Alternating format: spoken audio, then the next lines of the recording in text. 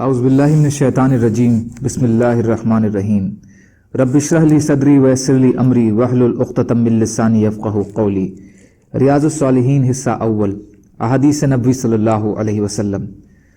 سفر کے ساتھی کی مدد کرنے کا بیان۔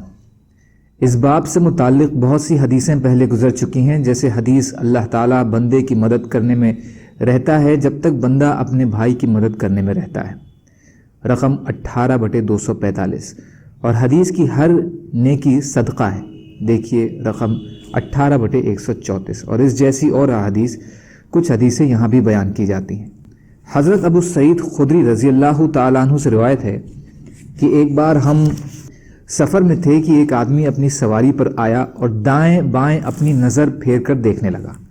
رسول اللہ صلی اللہ علیہ وسلم نے فرمایا، جس کے پاس اپنی ضرورت سے زیادہ سواری ہو وہ احسان کے طور پر اس شخص کو دے دے، جس کے پاس نہیں ہے، وہ جس کے پاس زیادہ سامان سفر ہے تو وہ اس کے ساتھ اس پر احسان کرے جس کے پاس سامان نہیں ہے۔ تو اس طرح آپ صلی اللہ علیہ وسلم نے مال کی اور بھی قسمیں بیان فرمائیں کہ جن کے پاس وہ ضرورت سے زائد ہوں تو وہ ضرورت مندوں اور محروموں کو دے دے، یہاں تک کہ ہم نے خیال کیا کہ ہم میں سے کسی کا ضرورت سے زیادہ چیز میں کوئی حق ہی نہیں ہے کہ وہ اسے اپنے پاس جمع کر کے رکھے، بلکہ اسے تقسیم کر دے۔ مسلم شریف۔ فائدہ۔ آج کل سہیوگ کی جو صورتیں عام ہیں اور ان کی بڑی دھوم ہے، جیسے انشورنس، ہاؤس بلڈنگ، فائنینس وغیرہ، لیکن ان سب میں سود اور ربا کی ملاوٹ ہے، اس لیے سہیوگ کا صرف نام ہی نام ہے، حقیقت میں یہ سارے نظام جوک ہیں جو سود کی شکل میں انسان کا سارا خون چوس لیتی۔ اس کے برعکس اسلام نے آپسی سہیوگ کا ایک نہایت مخلصانہ نظام بتلایا ہے، اور وہ یہ ہے کہ جس کے پاس جو چیز بھی اس کی ضرورت سے زیادہ ہے وہ سماج کے ایسے لوگوں کو دے دے جو اس سے محروم ہیں۔ یہ اگرچہ ایک اخلاقی ہدایت ہے، لیکن مسلمانوں کو جس طرح ایک امت قرار دیا گیا ہے، اگر مسلمانوں میں اس کا صحیح احساس اور سمجھ پیدا ہو جائے تو وہ اخلاقیات بھی نہایت اثردار اور مفید ثابت ہو سکتی ہے۔ اس کے علاوہ اس اخلاقی ہدایت پر انسان کے ایمان اور اخلاق کا کمال ہے۔ جس کو ایمان اور اخلاق میں کمال کی ضرورت نہیں ہے وہ یقیناً اس ہدایت کو ضروری نہ سمجھیں، لیکن جس کا مقصد کامل ایمان کو پانا ہے وہ اس ہدایت کے تقاضوں سے بے نیازی نہیں برت سکتا۔ حضرت جابر رضی اللہ تعالیٰ عنہ سے روایت ہے کہ رسول اللہ صلی اللہ علیہ وسلم نے جہاد پر جانے کا ارادہ فرمایا تو آپ صلی اللہ علیہ وسلم نے فرمایا، اے مہاجرین اور انصار کی جماعت، تمہارے بھائیوں میں سے بہت سے لوگ ایسے ہیں جن کے پاس نہ مال ہے نہ ان کا کنبہ قبیلہ، تو تم میں سے ہر شخص کو چاہیے کہ وہ 2 یا 3 شخصوں کو اپنے ساتھ ملا لے۔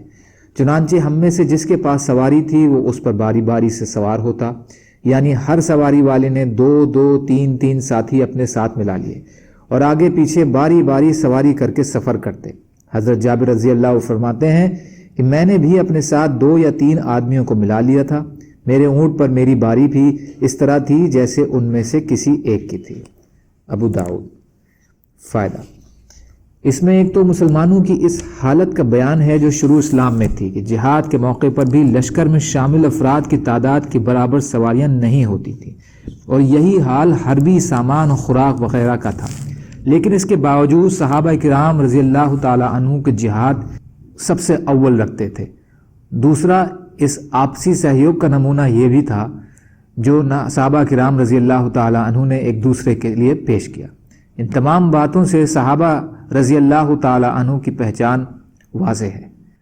حضرت جابر رضی اللہ تعالیٰ عنہ سے روایت ہے کہ رسول اللہ صلی اللہ علیہ وسلم دوران سفر چلنے میں پیچھے رہتے تو کمزور کو سہارا دے کر چلاتے یا اپنے پیچھے بٹھا لیتے اور اس کے لیے دعا فرماتے۔ ابو داؤد باسناد حسن۔ فائدہ۔ اس سے معلوم ہوا کہ امیر لشکر کو آگے ہونے کی بجائے پیچھے ہونا چاہیے تاکہ وہ کمزوروں کو سہارا اور بغیر ساز و سامان کو سادھن مہیا کر سکیں، اور ایسے لوگوں کے لیے دعا بھی کی جائے تاکہ دعا کی برکت سے ان کی کمزوریاں دور ہو جائیں۔